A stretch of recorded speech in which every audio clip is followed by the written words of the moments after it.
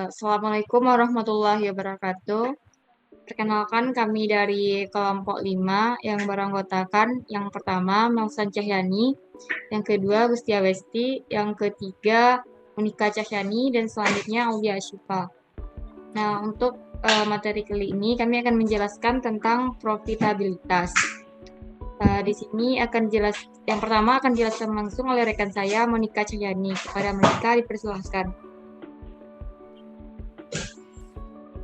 Baiklah, pengertian profitabilitas. Profitabilitas yaitu mengukur kemampuan perusahaan dalam menghasilkan laba pada periode tertentu dengan tingkat penjualan aset atau modal saham. Profitabilitas suatu perusahaan akan mempengaruhi kebijakan para investor atas investasi yang dilakukannya. Kemampuan perusahaan untuk menghasilkan laba akan dapat menarik para investor untuk menanamkan dananya guna memperluas usahanya. Sebaliknya, tingkat profitabilitas yang rendah akan menyebabkan para investor menarik dananya. Sedangkan bagi perusahaan itu sendiri, profitabilitas dapat digunakan sebagai evaluasi atas efektivitas pengelolaan badan usaha tersebut. Profitabilitas perusahaan merupakan salah satu dasar penilaian kondisi suatu perusahaan.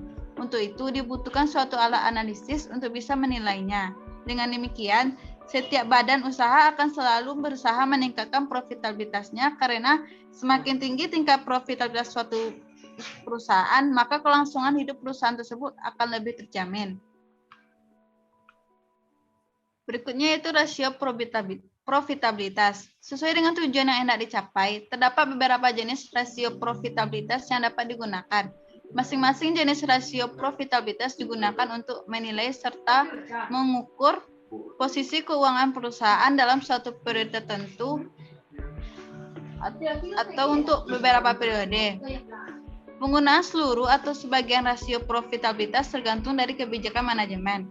Menurut Roberts, mengungkapkan bahwa rasio profitabilitas atau rasio rentabilitas menunjukkan keberhasilan perusahaan dalam menghasilkan keuntungan.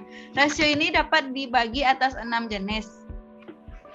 Yang pertama yaitu gross profit margin. Gross profit margin berfungsi untuk mengukur tingkat pengembalian keuntungan kotor terhadap penjualan bersihnya. Gross profit margin dapat diketahui dengan perhitungan sebagai berikut, yaitu gross profit margin sama dengan gross profit dibagi net sales. Gross profit adalah net sales dikurangi dengan harga pokok penjualan, sedangkan net sales adalah total penjualan bersih selama 1 tahun. Nilai gross profit margin berada di antara 0 dan 1. Nilai gross profit margin semakin mendekati 1, berarti maka semakin efisien biaya yang dikeluarkan untuk penjualan dan semakin besar juga tingkat pengembalian keuntungan. Yang kedua yaitu net profit margin.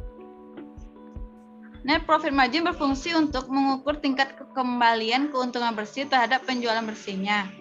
Rumus dari net profit margin yaitu net income after tax dibagi dengan net sales.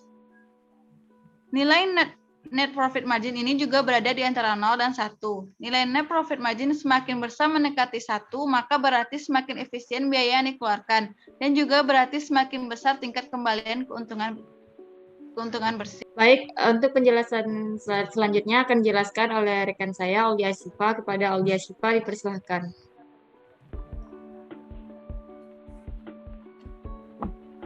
Baiklah, selanjutnya yang ketiga yaitu operating return on asset atau singkat dengan OPROA. Operating return on asset ini digunakan untuk mengukur tingkat kembalian dari keuntungan operasional perusahaan terhadap seluruh aset yang digunakan untuk menghasilkan keuntungan operasional tersebut. Perhitungannya yaitu operating return on asset sama dengan operating income dibagi dengan average total asset. Operating income ini merupakan keuntungan operasional atau disebut juga dengan laba usaha. Average total aset merupakan rata-rata dari total aset awal tahun dan akhir tahun. Jika total aset awal tahun tidak tersedia, maka total aset akhir tahun dapat digunakan. Yang keempat, ada return on asset. Return on asset ini digunakan untuk mengukur efektivitas perusahaan dalam menghasilkan keuntungan dengan memanfaatkan aset yang dimiliki. Rasio ini merupakan rasio yang terpenting di antara rasio profitabilitas yang ada. Return on asset terkadang disebut juga dengan return on investment. Perhitungannya yaitu return on aset sama dengan net income after tax dibagi dengan total aset. Dan yang kelima ada return on equity. Return on equity ini digunakan untuk mengukur laba bersih sesudah pajak dengan modal sendiri. Rasio ini menunjukkan efisiensi penggunaan modal sendiri. Semakin tinggi rasio ini, semakin baik. Artinya, posisi pemilik perusahaan semakin kuat. Demikian pula sebaliknya. Dan rumus untuk mencari return of equity ini adalah ROE atau return of equity sama dengan net income after tax dibagi dengan equity.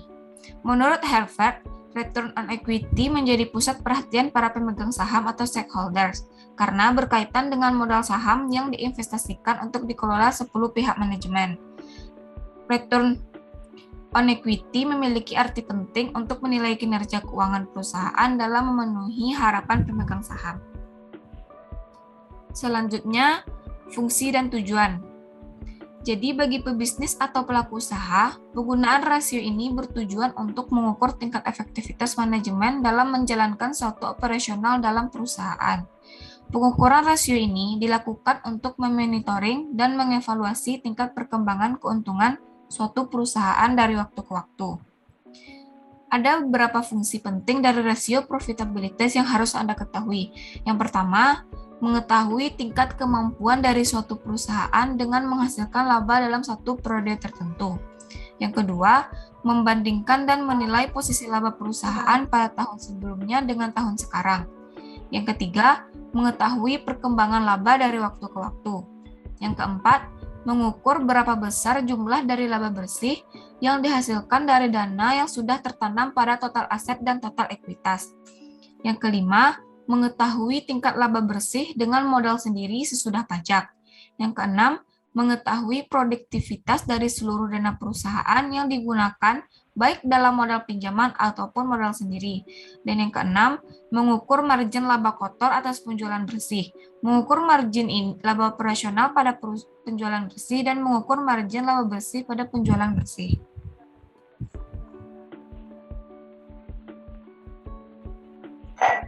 Profitabilitas pada perusahaan Australia.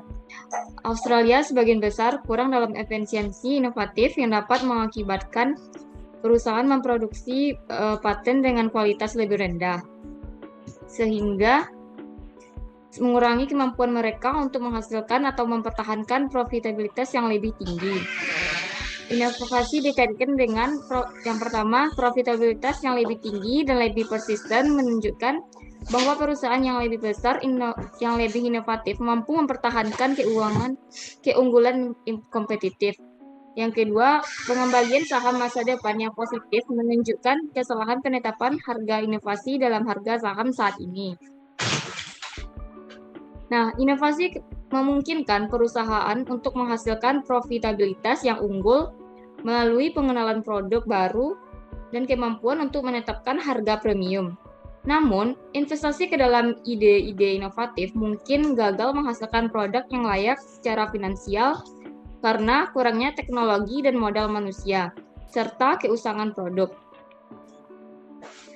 Nah, penilaian inovasi melibatkan pertimbangan kompleks tentang bagaimana suatu perusahaan akan beradaptasi dan menerapkan perubahan yang pada akhirnya akan menghasilkan keuntungan bagi perusahaan. Nah, bukti sebelumnya menunjukkan bahwa ketika investor memiliki banyak informasi, banyak yang kompleks dan sulit untuk diproses, mereka cenderung meremehkan inovasi yang menciptakan nilai yang relevan, menyebutkan sebagai hipotesis perhatian terbatas dan mendokumentasikan bahwa pelaku pasar gagal memasukkan originalitas inovatif ke dalam penilaian harga saham. Selain itu, investor sering gagal membedakan perusahaan yang memiliki inovasi asli dari yang tidak. Nah, perusahaan inovatif mampu mempertahankan profitabilitas yang lebih besar.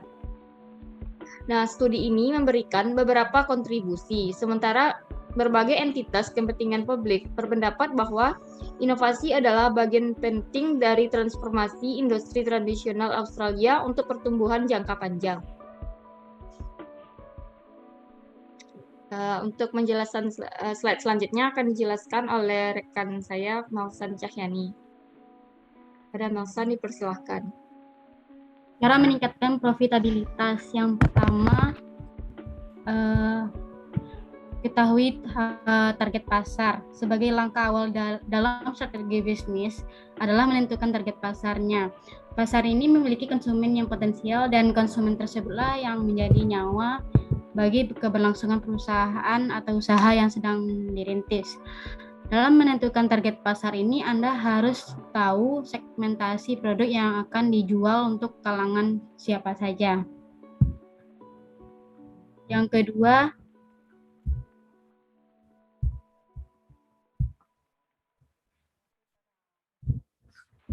lalu memiliki inovasi baru. Setelah kita memiliki produk dengan kualitas terbaik, kita pun harus menjaga kesetiaan pelanggan dengan baik. Kemudian jangan lupa untuk selalu melakukan inovasi baru dan berpikir lebih kreatif. Hal tersebut dikarenakan inovasi dan kreativitas menjadi faktor pendorong untuk mencoba melakukan hal-hal baru. Yang ketiga, manajemen bisnis yang aktif. Dalam sebuah strategi bisnis, manajemen memegang peranan yang sangat penting.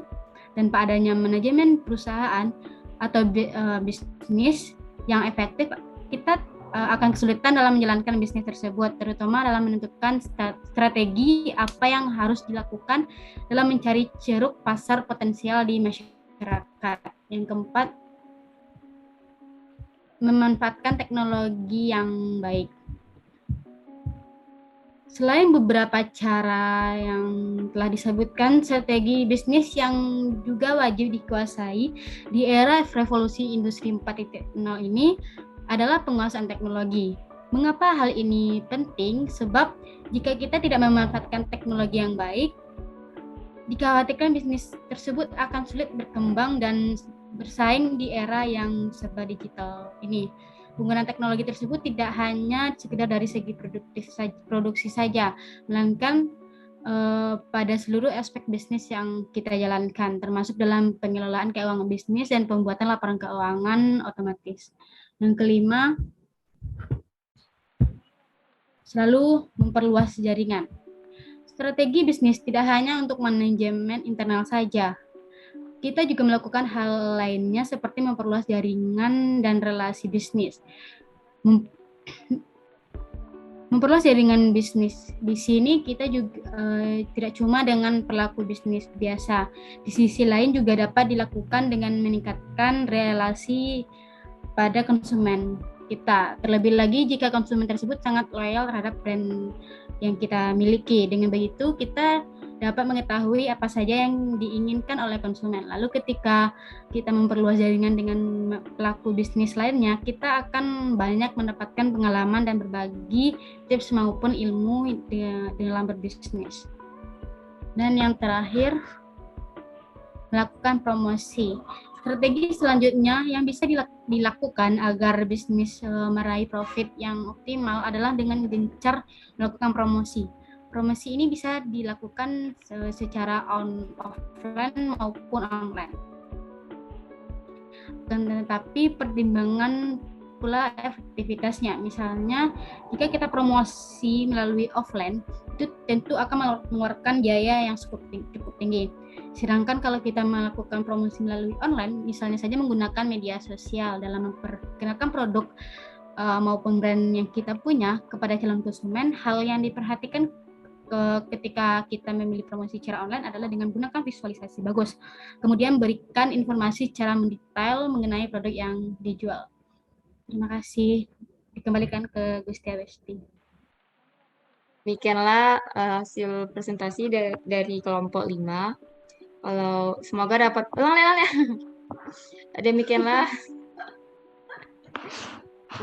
Demikianlah hasil video presentasi dari kelompok 5. Kalau ada salah dan janggal kami mohon maaf. Semoga dari video ini dapat membantu kita semua dan bermanfaat juga.